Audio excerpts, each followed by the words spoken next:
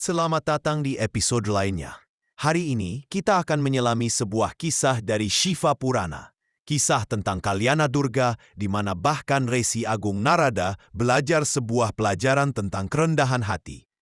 Ibu kota kerajaan agung Raja Silanidi menampilkan pemandangan yang menakjubkan dengan istana dan kuil-kuilnya yang menjulang tinggi ke langit, terbuat dari batu pualam dan alabaster.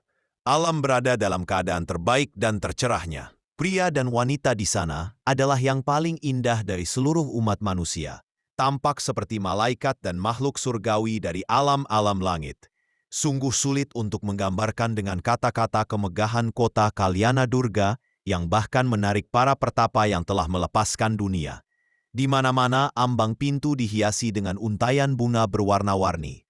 Seluruh jalanan disiram dengan air beraroma harum. Resi Narada tidak bisa mengerti alasan di balik dekorasi istimewa kota yang sudah begitu indah ini. Raja Silanidi melihat Narada segera menyambutnya dan menerima sang resi dengan penuh kehormatan. Ia mendudukkan Narada di atas singgasana bertatahkan permata, lalu memanggil putrinya Srimati. Saat memasuki balairung, sang putri membungkuk di kaki sang resi dan diperkenalkan oleh ayahandanya dengan kata-kata ini. Ini putriku, Srimati. Dia telah dewasa. Besok aku mengadakan Swayamvara, sebuah upacara di mana para pelamar dikumpulkan di istana dan sang gadis memilih satu yang paling disukainya sebagai pendamping hidup. Engkau adalah Resi Agung yang mengetahui masa lalu, kini, dan masa depan. Tolong bacalah garis tangannya dan katakan takdir apa yang menantinya. Aku juga memohon agar engkau hadir dalam upacara Swayamvara besok dan memastikan bahwa pernikahan berlangsung dengan megah dan pikiran Narada tiba-tiba terguncang.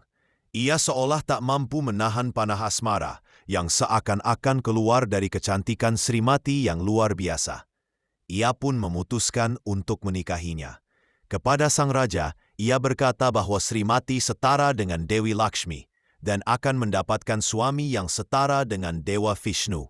Lalu ia pergi ke Vaikunta untuk memohon kepada Dewa Vishnu. Sriya saata kumbha dyutisnigda kantia daranya cadurvadala siamalangya. Kalatra duayena amuna toshitaya triloki grihastaya Vishnu namaste. Adi Sankara. Aku bersujud kepadamu, Dewa Vishnu, suami agung dari 3 dunia, yang hidup bahagia dengan 2 pendampingnya, Dewi Lakshmi yang keemasan dan Budevi yang berwarna hijau seperti daun durva. Meskipun Vishnu mengetahui maksud sebenarnya dari kunjungan Narada, ia menyambutnya seolah tak mengetahui apapun. Karena waktu semakin mendesak, Narada langsung menyampaikan permintaannya agar diberikan wujud Vishnu untuk upacara Swayamvara. Vishnu mengabulkannya, dan Narada pun kembali ke Kalyana Durga, duduk dengan percaya diri di istana, yakin bahwa ia terlihat seperti Vishnu. Srimati memasuki balairung. Para pelayannya menyerahkan karangan bunga padanya. Raja pun berkata kepada para pangeran, "Para bangsawan terhormat, putriku akan memilih suaminya dengan mengalungkan bunga. Bersikaplah dengan tertib dan hormat, dan mari jadikan acara ini sukses." Dengan anggun dan malu-malu, Srimati mulai berjalan mengelilingi para pangeran. Ketika sampai di dekat Narada, Srimati merasa jijik dan segera melanjutkan langkahnya. Narada tidak mengerti sikap acuh tak acuh itu. Ternyata Vishnu juga hadir dalam wujud seorang pangeran.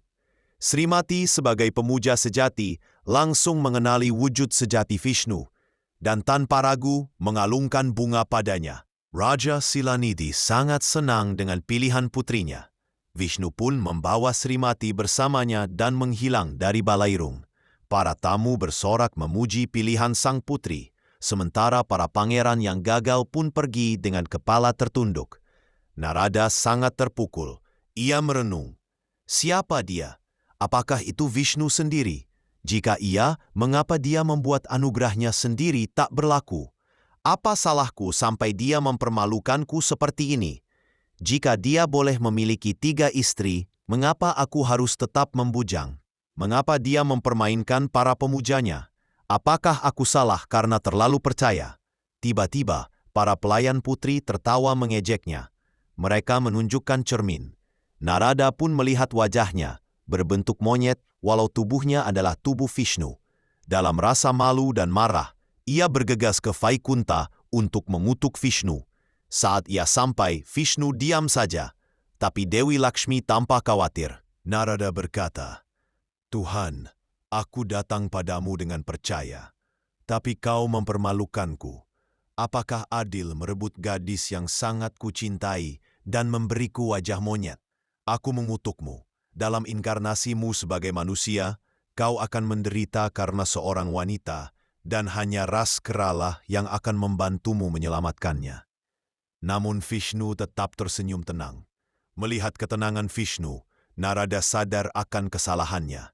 Ia menangis dan memohon, "Ya Tuhan, ampuni aku.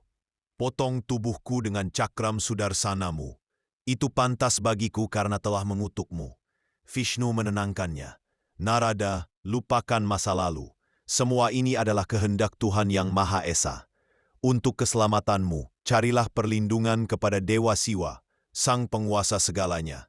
Meskipun sebagai Rudra dia menghancurkan, sebagai Sadashiva dia adalah kasih, anugerah dan pengampunan. Bahkan Brahma, aku dan Dewi Lakshmi memujanya. Bahkan kami kadang tertipu oleh maya dari Dewa Siwa.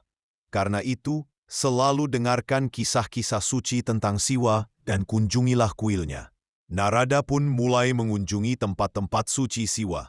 Di Varanasi, ia memuja Visveswara dan Dewi Annapurna. Di Srisailam, ia menyembah Malikarjuna dan Brahmaramba.